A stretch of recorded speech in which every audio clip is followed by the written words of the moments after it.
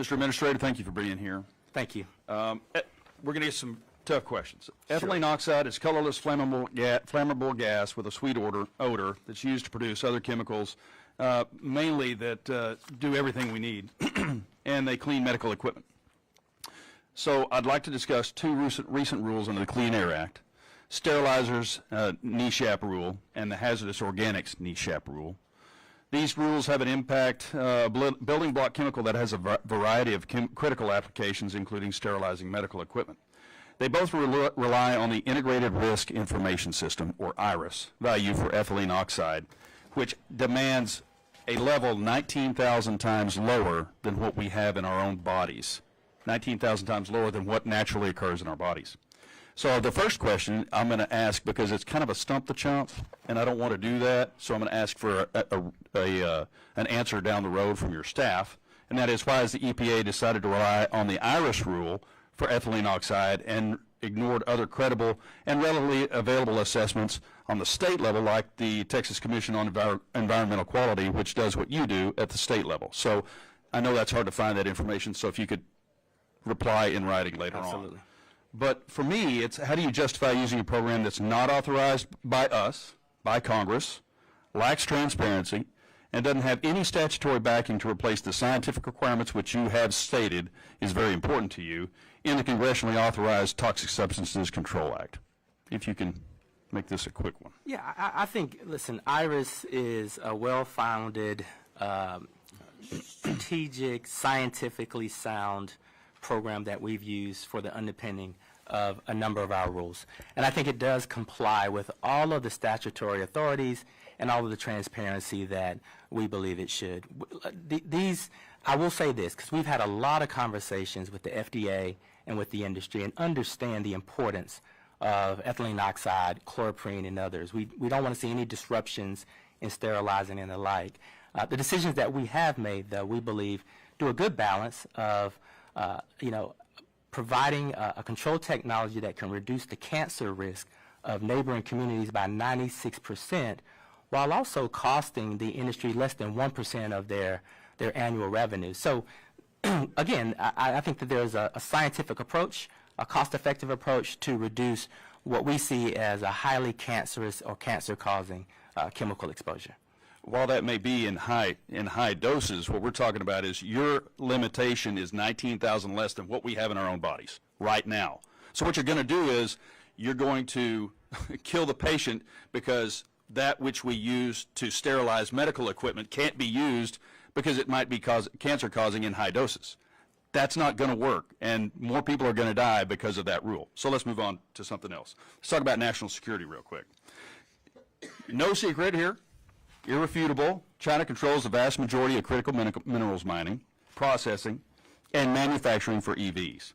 They control the majority of Africa's largest lithium projects, which I might add is extremely important in Ukraine, which is part of why Russia wants Ukraine.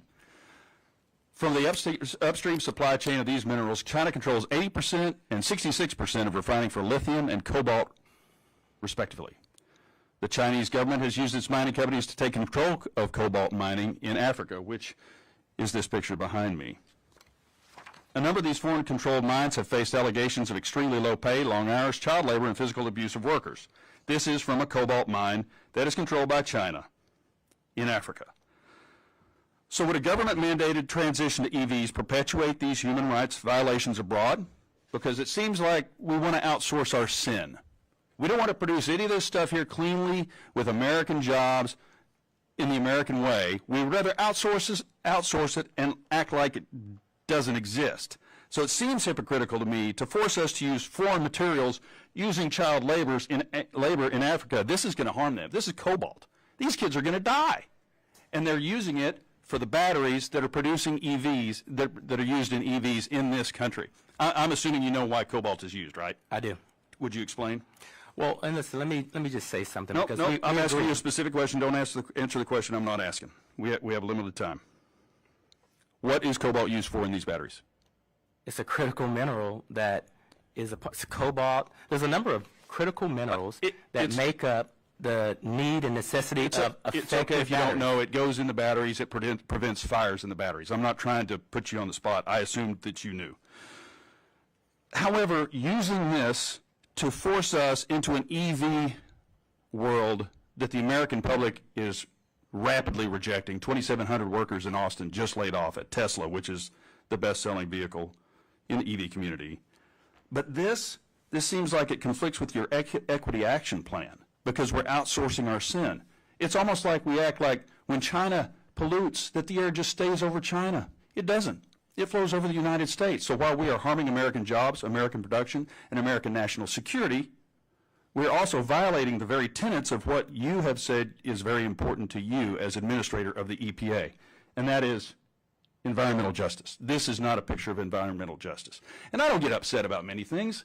I keep pretty stoic about stuff.